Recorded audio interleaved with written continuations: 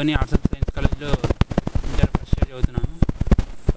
నేను డైలీ మా మా ఇల్లు పిరమిడ్ పక్కనే అనమాట. డైలీ కాలేజ్ నుండి పోతూ ఉన్నప్పుడు మా పిరమిడ్ సైడ్ ఒక మాస్టర్ ఉండి నన్ను పిలిచి డైలీ ధ్యానం చేయి బాబు, ధ్యానం వల్ల మన నీకు సెటిల్ అవుతావు అని అన్నారు.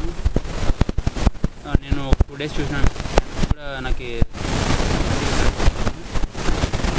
ధ్యానం ఎలా స్టార్ట్ చేశాను? ధ్యానం అంటే ఏం లేదు రంగస్వామి. ఇలా మా కాలు క్రాస్ చేసుకోవడము, వేళ్ళలో వేలు పెట్టుకోవడము, కళ్ళు 2 మూసుకొని, మామూలు నార్మల్గానే కళ్ళు 2 మూసుకొని, తర్వాత మనకు సహజంగా జరుగుతూ ఉంటుంది కదా శ్వాస, నార్మల్గా సహజంగా జరిగే శ్వాసను మాత్రమే గమనించాలి. ఆలోచనలు వస్తుంటాయి, బయట ఆలోచనలు అన్నీ వస్తుంటాయి. దాన్ని కట్ చేసి మళ్ళీ శ్వాసన మీదకే మనము ధ్యాస మరల్చాలి. ధ్యానం చేయడం వల్ల చాలా అద్భుతాలు ఉన్నాయి, చాలా లాభాలు కూడా ఉన్నాయి. ధ్యానం చేయడం వల్ల మనకు ఫస్ట్ మెయిన్గా స్ట్రెస్ తగ్గుతుంది, తర్వాత మనసుకు ప్రశాంతత కలుగుతుంది. తర్వాత మనకు స్టడీస్ మీద కానీ ఏదైనా వర్క్ చేసేటప్పుడు కానీ మనము కాన్సన్ట్రేట్ చేయగలుగుతాము, ఏకాగ్రత పెరుగుతుంది, ఆరోగ్యం బాగుంటుంది, సంపూర్ణ ఆరోగ్యం వస్తుంది. ఆర్థిక సమస్యలు ఏ సమస్య ఉన్నా కూడా మనం ధ్యానం చేయడం ద్వారా అన్ని సమస్యలు తొలగిపోతాయి.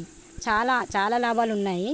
ధ్యానం ఎంతసేపు అంటే మన ఏజ్ ఎంత ఉందో అన్ని నిమిషాలైనా ఖచ్చితంగా డైలీ ఒక 2 సార్లు చేస్తే కూడా ఇంకా బాగుంటుంది.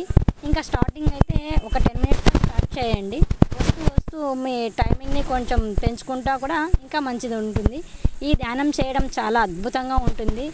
మన లైఫ్ అనేది ఇంకా అద్భుతంగా చాలా బాగా తయారవుతుంది అన్నమాట. మనం ధ్యానం చేయడం వల్ల మనం ఒకటే బాగుపడడం కాదు, మనకు తెలిసిందంతా మనం కూడా వేరే వాళ్ళకు ఈ ధ్యానం గురించి. Okay madam, thank you madam. మంచి సజెషన్ ఇచ్చినారు నాకు. నెక్స్ట్ ఇప్పటి నుండి డైలీ కంటిన్యూ చేస్తున్నాను ధ్యానంని.